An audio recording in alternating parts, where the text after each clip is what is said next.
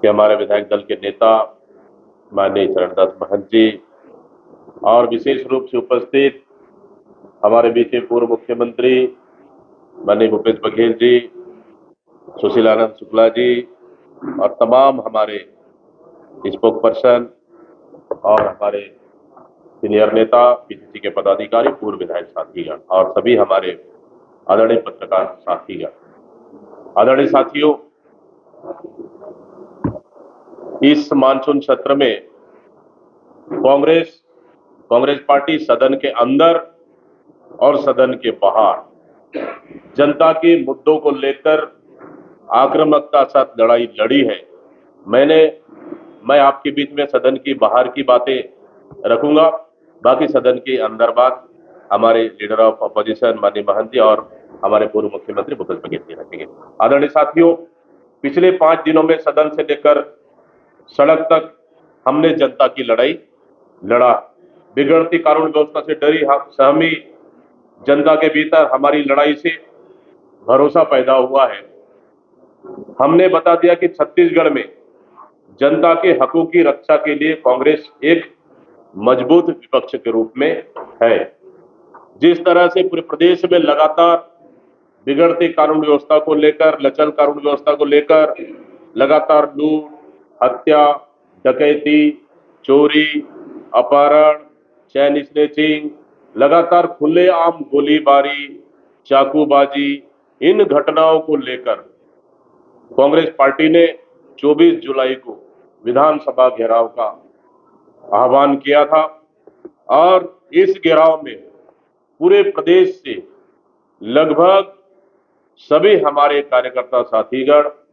5000 से अधिक गाड़ियों में राजधानी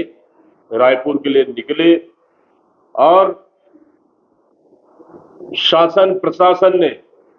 पूरी तरह से इस कार्यक्रम को रोकने के लिए पूरी ताकत लगा दी और जगदलपुर से बस्तर से आने वाले गाड़ियों को बस्तर से रोकना शुरुआत किए। जहां राजधानी तक पहुंचने नहीं देना उनका मकसद था, लेकिन तब भी हमारे कार्यकर्ता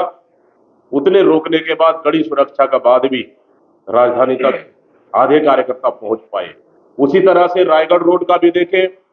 तो यहाँ पे भी पूरे पुलिस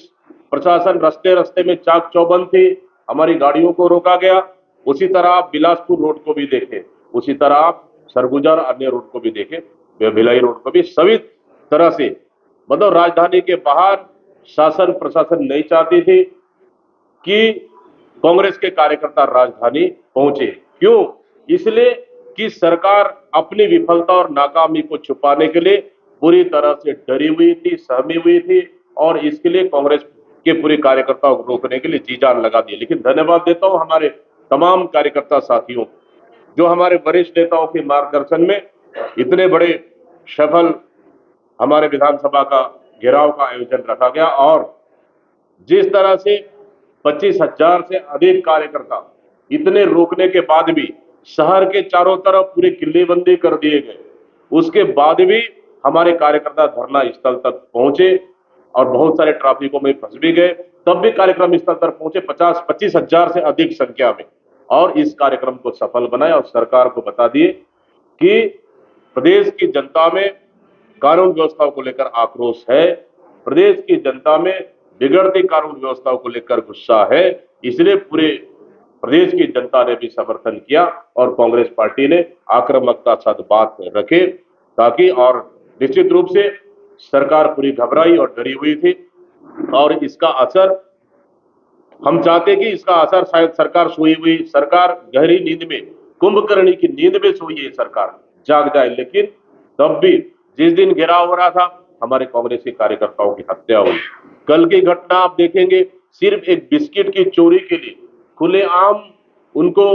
रेलवे स्टेशन उनको पैर में बांधकर उनको खींचा जा रहा है। मतलब वास्तव में